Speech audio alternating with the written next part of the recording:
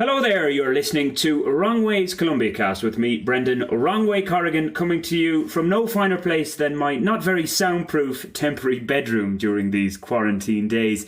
Strange times indeed. Now, amongst the foreign community here in Colombia, the quality or otherwise of the local food is a regular topic for discussion. Anecdotally, it's fair to say that the general reaction is that Colombian cuisine is fine, but it lags well behind that of many Asian countries. Indeed, from a Latin America perspective, many would put it behind Mexico and Peru. However, today's guest said in a recent National Geographic magazine interview, and I quote, "I've had some of the best meals of my life in Colombia." Actress, singer-songwriter and committed vegan, Kate Nash, welcome to Wrong Way's Colombia cast. Thank you. Thanks for having me. Excellent to have you. Now, that statement from you about vegan food in Colombia will raise many an eyebrow, as there's an assumption that being a vegan here means one's options are severely limited. So where and when did you stumble upon such delights in Colombia? I basically was shooting a movie in Colombia at the end of last year. It was a film about coffee, and we shot in some of the coffee fields over there. And it was like most of the film was shot actually in Belgrade.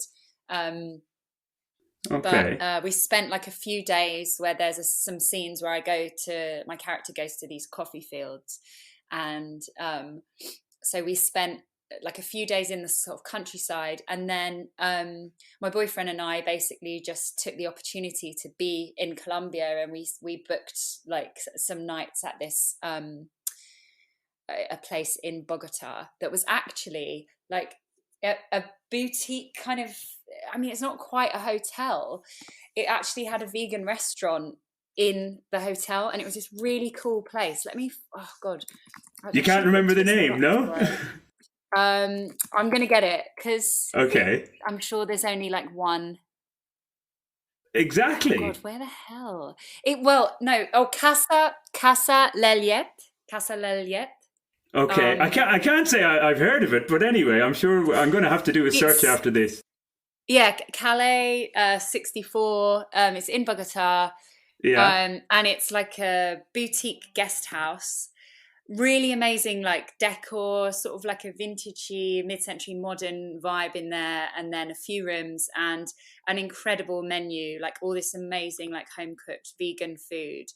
When we read about it, we couldn't believe it. I spent hours like trying to find the right place for us to stay, because I'm a bit of when we go somewhere, I'm like that person that spends like hours and hours and hours like researching and trying to find these like nooks and cranny places.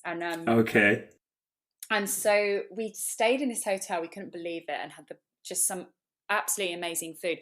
And actually, on the film, in the middle of the countryside, the people that were doing the catering on the film made us the most incredible meals. And the first thing that I sort of felt about the food was just the taste of the vegetables was so good. And I think we all get used to eating out of season and just eating stuff from the supermarket, and it's not actually how the food tastes. Do you know what I mean? Like when you suddenly get like farm fresh food from somewhere, and even a carrot, you're like, oh my God, this is really amazing. Like I forgot this is like what a carrot tastes like, but I'm so used to sort of a nothingy tasting food from the supermarket that we all sort of get that's sprayed with chemicals. And I just felt like the basic stuff of like the tomatoes and the avocados, and with the patacones, which I just like was obsessed with. Really? I love them so much. Yeah. So good. Like so sort of crispy and dry with the salt. That's just like right up my alley. And then they've had all this like crazy, like vegan. I was really surprised at the vegan. They make it as this huge breakfast. I mean, so much food for breakfast. And it would all these different vegan bacons, and I was just really surprised. I wondered where they'd sort of got them from, you know. And so we went on a bit of a hunt. Yeah, go on. Sorry. No, sorry, no, go on. You went on a bit of a hunt. We went on a bit of a hunt, and we stumbled across some really great restaurants in Bogotá.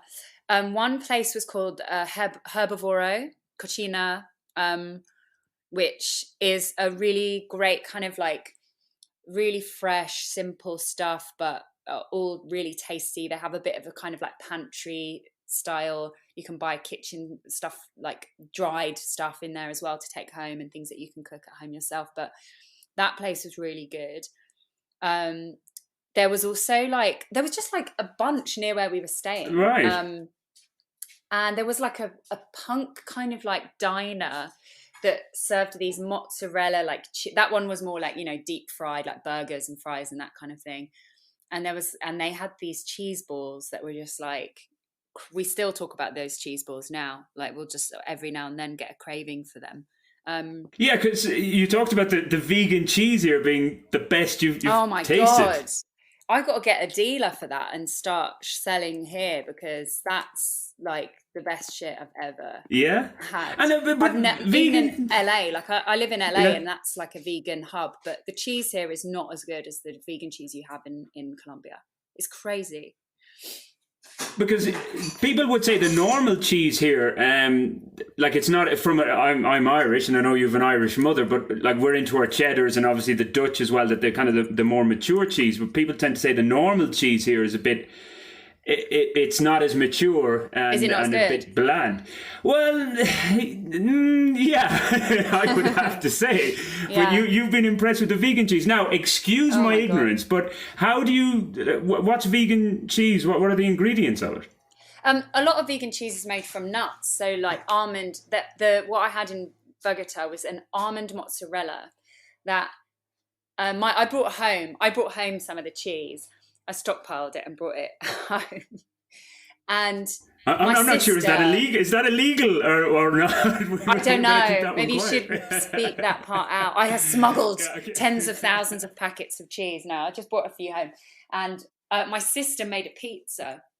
It looks like mozzarella. It looks and tastes like real cheese. I've never experienced that before, because I'm not one of those people as well with vegan cheese. Like, vegan cheese is not, most of the time, even the stuff that I like and eat regularly here, it's not cheese.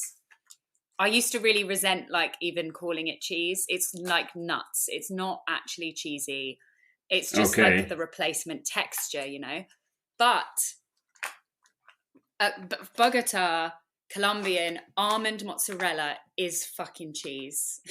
Wow. Okay. I must check this out. Stand by that in court. That is the best vegan cheese I've ever had. And my sister, who's old, like a bit older than me, and not, she tries to be vegetarian, but she wouldn't be able to. Cheese is one of her things that she's like, I couldn't give it up. And she said, if I could eat cheese like this all the time, I would be vegan.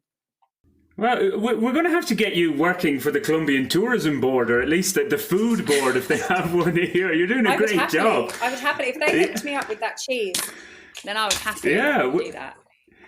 And did you get the name of the cheese? Is there like a company behind it, or obviously there is a company behind it, but what's the name? Yeah, I've got a picture of it somewhere.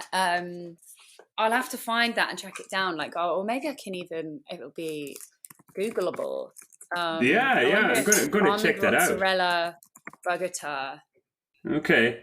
By the way, you mentioned that you were here then to film a movie about coffee. What was the name of that? What is that out yet? Oh yeah, it's called Higher Grounds, and it's it's not out yet. So I think it's going to be coming out this year, maybe sooner than originally planned because of everything that's going on, actually. So we'll see. It's like a comedy about veganism and coffee, and it's got a great like cast full of like a lot of like UK actors, and it was really good fun to make. And it's like throw out a few names there. Who are in it? Saoirse Monica Jackson from Derry Girls. You know Saoirse Monica Jackson? Okay. I'm terrible with a lot of this. I'm very, I guess, stuck in the 20th century. But anyway. Well, you must know other Sally people Phillips. will know. If I saw the photo, I'd probably know. If I saw the photo, I'd probably know. Do you remember Smack the Pony? Yes, I do remember it anyway, vaguely. That was it Channel 4 or something, no? Yeah, and she's like an icon, a British comedian icon. She's in Veep, she was in like some just really Loads of iconic, stuff. Okay. comedy stuff. But yeah, like a great like UK, some like Jordan Stevens, an actor from London, Owain Jones, really funny cast. We had like Toby Sebastian. We had so much fun working together, all of us. And it's sort of Okay. like an oddball comedy team movie. And good British comedy, so yeah, to look Yeah, forward to. yeah. Irish British comedy, you know, I like to Irish, think it's Welsh, the British best. comedy, yeah. Oh, okay, right. A Directed by nice mix. Americans, so, you know, Oh, okay, right. So ticking all the well, boxes there. exactly. It should reach go very far. Yeah. You mentioned as well in that National Geographic interview that you will come back to Colombia just for the food alone. I'm going to have to mention another place that's vegetarian and also has vegan food that just opened, and it's opened by a countryman of yours, another Englishman from just outside Manchester with his New York partner. Yeah. It's called Mesa Salvaje. So that's one you'll probably have to check out the next time you come back. Oh, and the punk diner place was called Electra. Okay, right. I'm going to have to. You're making me feel as if I don't live in this city anymore. I know. I'm like, what do you know about food in Colombia? Huh? Not as much as me. I'm not great. I'm stuck in my ways. You see, that's the thing. Yeah, got to get out there. Electra with a K, ELEKTRA. It's like a punk diner with. You've got to get the mozzarella cheese balls there. Oh my god, it's out of control. Okay, yeah, gonna check that out for sure. By the way, so Colombia is in the trajectory for the next in the next year or so. Will you come back? I guess coronavirus dependent, of course, but you will be coming back. Coronavirus dependent. We might not all be going anywhere. Well, Bogotá was a city where I actually felt like me and my boyfriend talked seriously about living there. We were like, maybe we could live here. This feels like such a good city because it felt like some cities I find a bit too much now. I mean, I'm from London, so I'm happy in London. But when I go to New York, for example, I just get overwhelmed. I'm like, oh, it's too much. You know, I've been living in LA for a while, so I like getting outdoors and nature and all of that stuff is so much more important to me now than like just being and because I don't drink and stuff, you know, I'm not like nightlife city person really anymore. But Bogotá had all of the appeal of like a city life, and it felt like it had all this cool stuff going on, but the people were like walking slow paced and it was chilled and like I felt like I was like in a city but with people that were like that come from like the countryside and were just really chilled out, so you didn't have that like bustle of people like smashing past you and kind of, you know, not giving a shit who you are. It was like everyone was going at their own pace, and I just loved that because I thought, oh, this is like the best of both worlds really. You're getting like the energy of people that are from like not from a city but inside a city, and yeah, it just felt really comfortable there. And then we went up to Chingaza and did a hike. We hiked. All right. Oh my god, I don't know how many hours we must have hiked Chingaza for, like 12 hours or something. So you really got out, yeah, we went on a really intense hike. We found this tour guide who oh my, I could probably find his name actually. We found this incredible tour guide in who would take us up to Chingaza, and he said that he was so used to having older like clientele that were not up for the sort of like bigger hikes that they had, and he was really excited to have us. So he took us, he was like, we're going to go like even further, we're going to go on the big hike. And our driver, bless him, came with us, who was just dressed in sort of loafers and jeans and a little like Adidas zip up, and we were in our like hiking gear, and it was, the mountain almost defeated us. Like it got crazy. My boyfriend was like roly-polying down the mountain on the way back, like we were falling in mud. We were trying to find these little bears that eat those pineapple trees. And it becomes like minus, it's freezing at the top of the mountain. But just so beautiful and so cool, and that the weird kind of like flowers and landscape that I just hadn't seen before. And yeah. So you passed through the paramos, of course, as they call them here. Yeah. Yeah, it was You amazing. took in a lot, of course, then. So how long were you here in total in Colombia? How long? We were only there for like 5 days, I think. But Oh, wow. the tour that took us on to Chingaza was Viator. I really recommend Okay. Viator. That was who took us up there. We just tried to soak in as much as possible, really, and it was so nice because we had such a busy summer making the movie, and I was doing touring in between. And then when we got to Bogotá, we were like, oh, we can just do whatever we want. So we basically just ate and like went to Chingaza, and like that was about it. Okay. Well, you saw the best of both worlds. Yeah. Yeah, exactly. Yeah, we loved the cuisine. What's that? Sorry. No, sorry, go on. I was going to say the cuisine and the nature, but go on. You love the. I know there's a little bit of a delay here. Yep. And the juice, and the juice. Oh my god, we loved the people that the production company that worked on the film with us were really, really nice. So they took us out to different places too. Yeah, we just had such a cool, okay. Cool I had to chuckle there when you mentioned about the kind of slow pace here in Bogota, because what's kind of a positive on one side, it can become a negative, because one of the things about longer term people here, foreigners, North Americans and maybe Northern Europeans, say that they get frustrated at the slow pace that people walk and block the streets. So maybe after a while you mightn't think it's a positive, but I'm sure if you're here just to relax, yeah, maybe. The what was it they say? You're on Bogota time, or you're on Colombia time. Colombian time, yeah, exactly. So that works for me because I was born on Colombia time, so I just felt like I fit in. Really, I was like, finally, I'm home. People accept me here.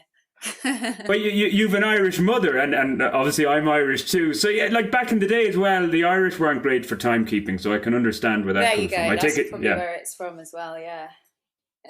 In terms of Irish food, like you know, we do like to pride ourselves on our vegetables and cheeses and things like that. Did you go back to Ireland in your younger days? Of course, basically every summer holiday I spent in Ireland. Which at the time I'd always be sort of jealous, you know, of my friends who got to go to like more exotic places, like Spain and France and Turkey and stuff back in the day, and I would be really jealous. And but I went back to Ireland a couple of years ago and did a solo adult trip there, and it was, well, my boyfriend and I say solo, but just going like as adults and not with my parents is what I mean. Because my memory was being in the back of a car, trapped in the back of the car and like feeling car sick all the time, going around like all the hills. And then we'd stay in Cavan and Sligo with cousins and Galway. And, you know, we'd literally be like jumping in streams and playing in streams and jumping over it, like running around farmland and stuff.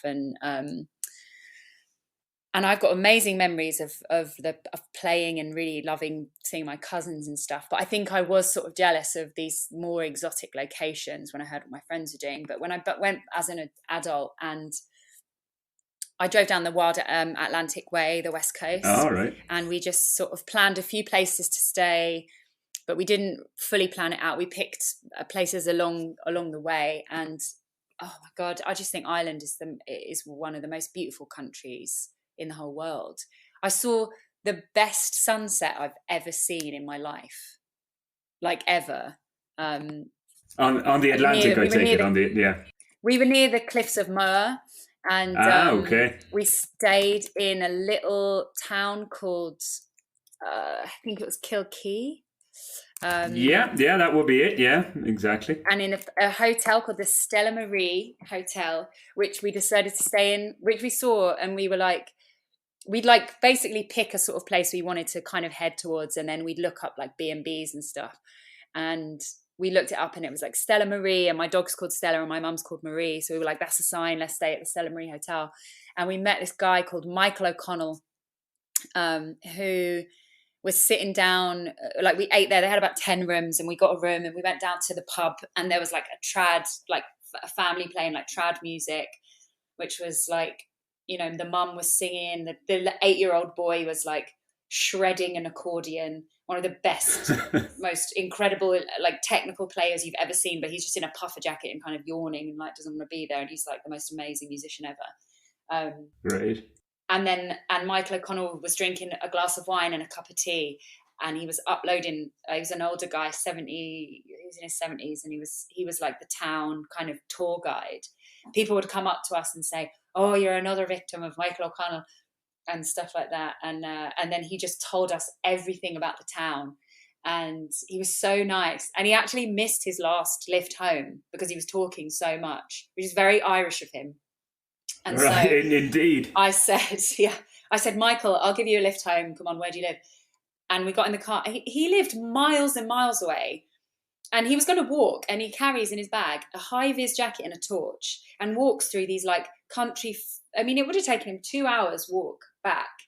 And Wow. and he said that he often misses his last lift, basically because he loves talking to people so much that he has to carry his high-vis and torch to walk back.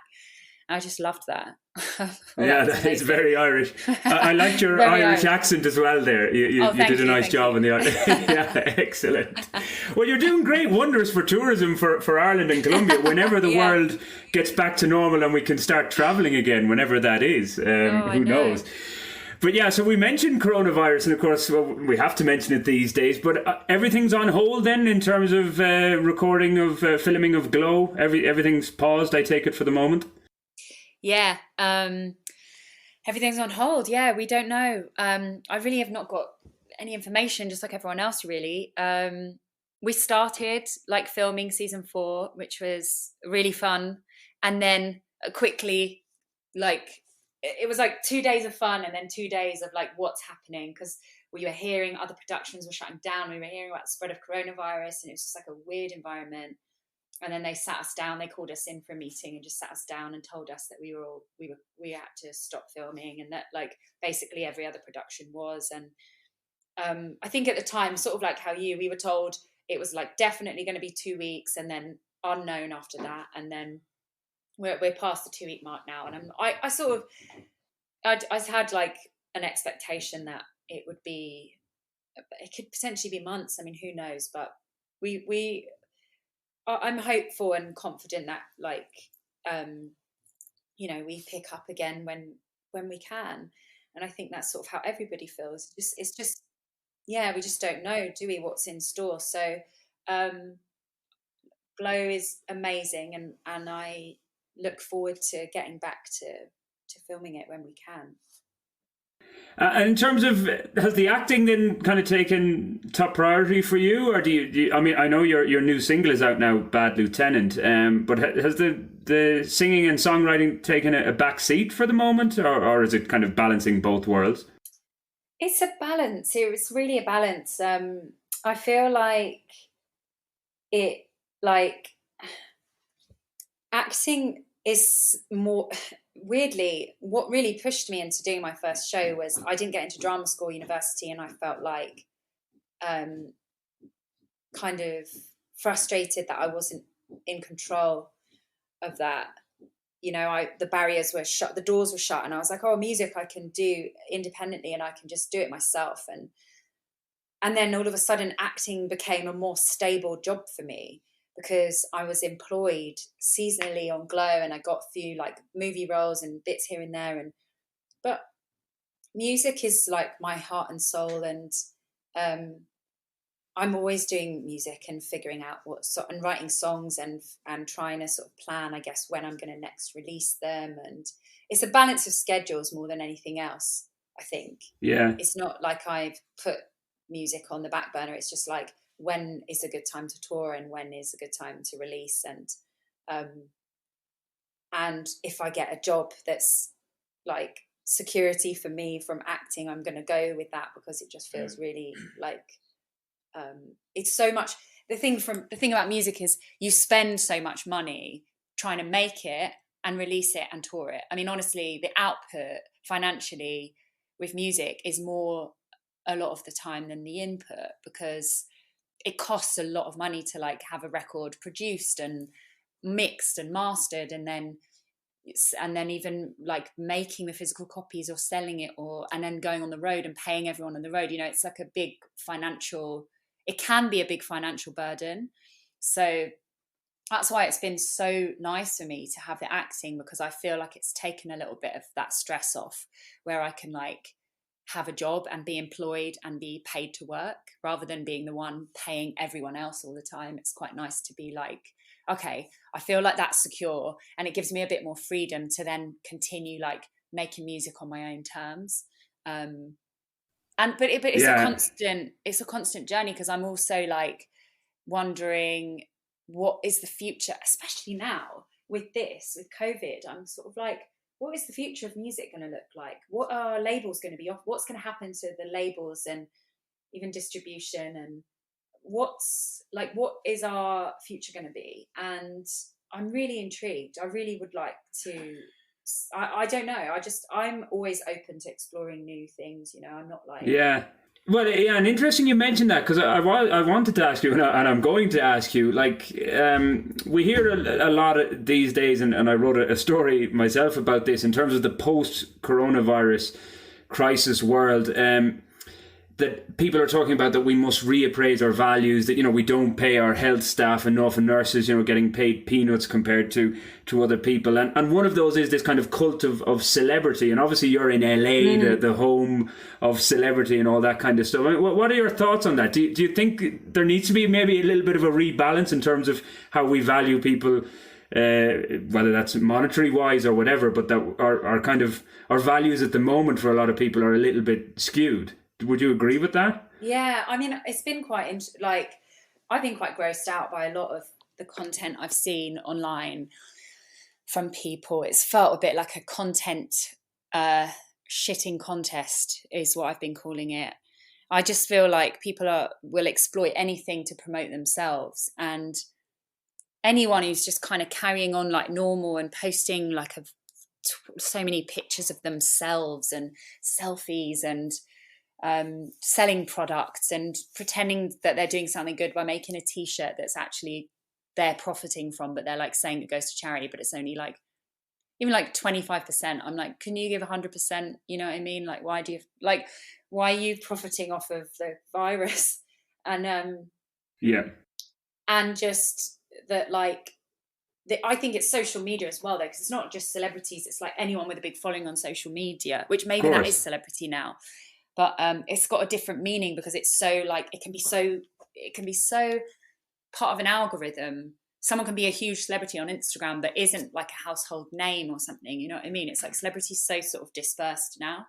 And but yeah, I think I found it all quite gross, and I would really like there to be a step back from the obsession with the self and the encouragement from these apps to like, it's like they want us to be the biggest narcissists we could be and be so self-involved, and just you're encouraged actually, because I feel like I have to use social media to promote my work, because I'm not like always supported by media and I don't have a label, so that's really important for me to use social media.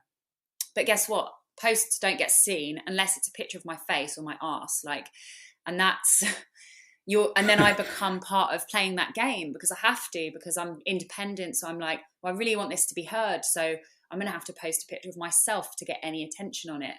But then it's also really hard to measure.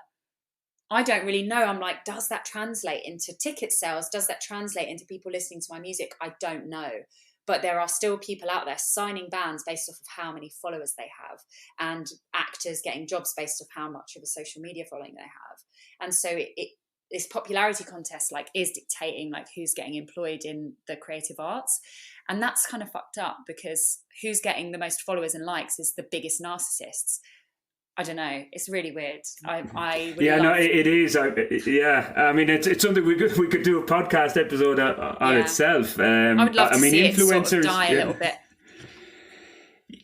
Here, exactly. Because I mean, look, obviously you're a talented singer and songwriter and an actress now as well, in terms of like you can show what you've done and it's there for everybody to see. But these people who are influencers just because, they take a pretty picture of themselves or something having breakfast, or, it's just, it doesn't make any sense, really. It's very strange, isn't it? It's kind of like... It is. I also wonder how satisfying it is to like to do that, because although maybe they make really good money and that's enough, but I personally feel so, after I've spent time on social media, even if I'm using it for work or if I'm just sort of addicted and using it, I always feel like, God, have I done anything? Like, I dread to think of how many hours I've spent on here and what that would sum up to in my whole lifespan. And if I'd be on my deathbed, I feel like on my deathbed, the one regret I will have is like, oh, I spent so much time on fucking social media. Like, that's actually something you could regret. Yeah, You know, exactly. it's not really contact. It's not really connection. It's fake. It's promotion. It's not connection. And it's self-promotion. And yeah, exactly. And I think that even like what's happening in coronavirus is kind of proving that. Is like, you know, it's not the it's the apps like Zoom or FaceTime or House Party that people are using, because Instagram is a little bit like, I don't want to see someone who like takes perfect pictures at home, just taking perfect pictures now. I'm like, I don't care, you know, I don't want you. And even someone I like who's still putting up that facade of like, everything's normal, here's my normal Instagram content. I'm like, why are you doing this? Like, fucking go on pause like the rest of us and like stop being obsessed with yourself. So I'm not like talking to my friends really on there. I'm calling my friends, and funnily enough, I feel like I've got, since I'm not posting stuff on social media as much, me and my friends are contacting each other more in a genuine way. Like, you're not just like, oh, I've seen what Bob and Steve and Janet and whoever have done because I've just looked at their stories and like that's my contact with them, so I feel like I'm in their life, and they've seen that I've looked at their stories. Like, that's not connection. That's like ticking a box. Whereas actually, like the other day, like we had like a FaceTime hangout with our friends, and we just sat in the garden and they were in their kitchen. We just talked for like an hour, and it was so fun. And like, and we wouldn't have done that. Like, I mean, obviously we meet up and stuff, but it was like this online contact that's like just talking to each other. And I think that's so valuable, and it's really obvious how valuable it is at a time like this. Yeah, like it's something deeper, I guess, rather than, as you said, that superficial stuff. Yeah, exactly, on Instagram. And I'm like yourself, obviously, too, because with the podcast and all that, you know, you try and promote it. If I could leave Facebook and Instagram behind in the morning, I would. But you know, we kind of have to. I know it's such a blessing and a curse, because it's enabling you to do this. So that's how I feel. It's like it gives me the opportunity to be an independent artist, and like, thank God. But at the same time, I think there's so many flaws within it that it's not. It's the people controlling it. It's the people controlling the algorithm and the people controlling like the sponsored content, and not doing anything about the culture of bullying and abuse and like it. Like, the people that make these apps, what they're spending their money on is hiring like neuroscientists and psychologists and people that build like apps people that build like slot machines in Vegas, and trying to make it as addictive as possible. They're not focusing on the well-being, they're not focusing on the community, and they need to be held accountable because they're the ones profiting off all of it. And I think like they have a lot to answer for, the people in San Francisco, like building these apps, and fucking Facebook, like Lord, what's his name? Zuckerberg. Like, yeah, exactly. He should be more responsible for like making these things, because it's all about like, it is about the people making them. It's not about us, and we're not using them wrong. Like, they have literally made them this way, so they're in control of us. And you know, we just have to play that game because there's not another one to play yet. But yeah, well, I remember it was an Argentinian doctor, I think, and we'll wrap this up. I know I've kept you a good half an hour already, or more, 40 minutes. But that's all right. Getting quite impassioned now. Well, I know, exactly, but I mean, it's a fascinating topic. But this Argentinian doctor, I remember listening to him last year talking about, like, he reckons in a generation or two we'll look back at this period and it'll be the same way that we look at smoking in the 60s and the 70s. Like, what Definitely. were we thinking? I agree. And I also think now is the time that these people should be like being held accountable by the public and by the government, because what they're working on for the future is AI. Like, one of the main things that's being worked on right now, I listen to this tech podcast that it's fucking really highly, I don't actually recommend it because it's really stressful listening to it. It just makes you terrified. But one of the main things being worked on right now is how to be able to like get like control people's dreams and to affect people in their sleep. Because the head of Netflix, oh, I shouldn't say that, should I? Head of Netflix, I'm actually a part of Netflix. But apparently, I mean, it is a quote from the head of Netflix that said that the biggest enemy of Netflix isn't Amazon. It's like it's when you go to bed. It's when you stop streaming. I think I need to check who said it. So okay. Maybe somebody said it anyway. May not have been the head of Netflix, but yeah, somebody said it. But like that's really interesting, isn't it? Because it's like the biggest enemy is like when we stop. We actually have to rest our bodies. We have to switch off like recharge our batteries or whatever. And so then we can't stream anymore. And so loads of companies want, like, they're hiring neuroscientists to try and make that happen. And I was listening to an interview with a neuroscientist who said a lot of his theories used to be science fiction and now they're actually not, and they're able to be possible, and things that he thought were never possible are possible. So now when he has these ideas, he's not as like, he doesn't just write them off as science fiction, because things change so drastically with technology and have done in the last 10 years. And so these people are like working on affecting, they're going to want to put chips in brains, and, you know, these things that are going to, you think at the moment when you sign in into Google and you click accept to all these cookies and these terms and conditions that you don't really understand, and you're like, well, I've got nothing to hide, so that doesn't really matter. And also I have to use it. Like I have to use these things that make the world run at the moment for my business and stuff. So you feel like you have no choice and you just click accept and everything. And it doesn't really matter right now, because if you've got nothing, unless you're like trying to hide some secret underground like ring of I don't know, black market like dealings or whatever, like you've got nothing to hide. But it's going to be different when they're like actually trying to affect because it's, and they've always been trying to do it with advertising. I hope I don't sound like a conspiracy theorist. It's actually from a science podcast, a science tech podcast that I listen to. But when they're like going to be affecting our dreams and our sleep and our brains, like that's going to be a whole different thing. Well, yeah, it brings it to another dimension completely. I feel like it's going to have to be implemented now before it gets to that point, because at that point surely it will be too late. But one of the things they said, sorry, I find this so fascinating, the neuroscientist was saying that the difference that having a chip in our brain, it would mean that like everyone could have a really high IQ, and he said it would create the biggest difference in class that we've ever seen, because money would literally buy you intelligence and knowing like everything. And he would imagine it to be like phones, and how these different kind of like packages that you'll get like more for more money, you know, so you'd have limited IQ for less money, and that the difference in the IQ is so drastic, even though it's like 5% or something.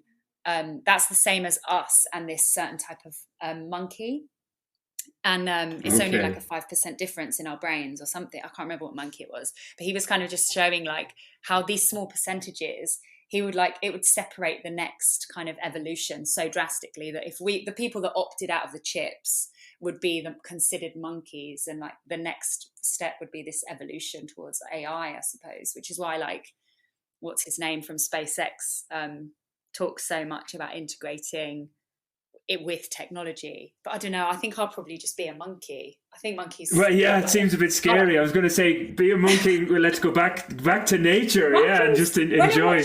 I mean, when you watch nature documentaries, you're like, that's how to live. So I feel like I'm going to be a monkey. Yeah, we just need to get back to nature, and maybe that's a nice full circle talking about nature, and there's plenty of unspoilt nature here in Colombia. So you Absolutely. Will just to reiterate that you're gonna make it back to Colombia, hopefully, I guess next year now at this stage. Yeah, I'd love to play a show in Colombia, and maybe I'll move there. Who knows when all this blows over. Yeah, well, when you're back, we'll have to get you in studio or whatever, and we'll have a right chat, and you'll have to show me those vegan places.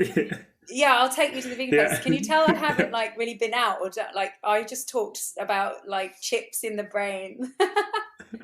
Yeah, this is a coronavirus quarantine podcast interview, and I love it. It's excellent. Yeah, I'm like, oh my god, I'm doing work. Woo! Yeah, we can all. Yeah, exactly. It's a release. It's a release for all of us. I mentioned, by the way, we'll do your plugging now as well, just to wrap up. So, Bad Lieutenant is out now, yes, so people can get that. Yeah, the video's on YouTube and it's on every other, Spotify and streaming and everything. Excellent. And anything else musically wise in the pipeline? Well, I am about to start a Patreon, which will just be like patreon.com/Kate Nash. And I haven't announced that yet, but I'm working on it, and I'm hopefully going to be doing a celebratory some celebratory stuff on there for the anniversary of it's the 10-year anniversary of My Best Friend Is You this month. Okay. So I want to do some special things on the Patreon to celebrate that. And we're going to be I'm going to be working with some of my bandmates and crewmates, and we're going to be raising money for various causes like this during this period of time. We're starting with a charity that's really close to Linda, who's my guitarist, is Italian, and obviously Italy was hit so hard. All her family are there. And so we are choosing to raise money for a charity in Bologna that works with LGBTQI young people. So that's going to be happening this month. Okay, excellent. So a case of watch this space, more details to come, I guess. Yes, yeah. And now to give the devil his due, as they say, people can follow you on Instagram and all that to get the information. Follow me for pictures of myself, etc. Instagram, Kate Nash, and Twitter, Kate Nash. Yeah. Wonderful. Well, Kate, an absolute pleasure. Thanks a million for giving us all that time. We've covered many bases there. And it'd be great to have you back on Wrong Way's Colombia cast. I'm going to give my little plugs as well. Remember, you can follow me on Twitter at WA Corrigan, on Facebook, the Facebook page at Wrong Way Corrigan blog. That is our lot for this episode of Wrong Way's Colombia cast. Until the next time, ciao, ciao. Thank you.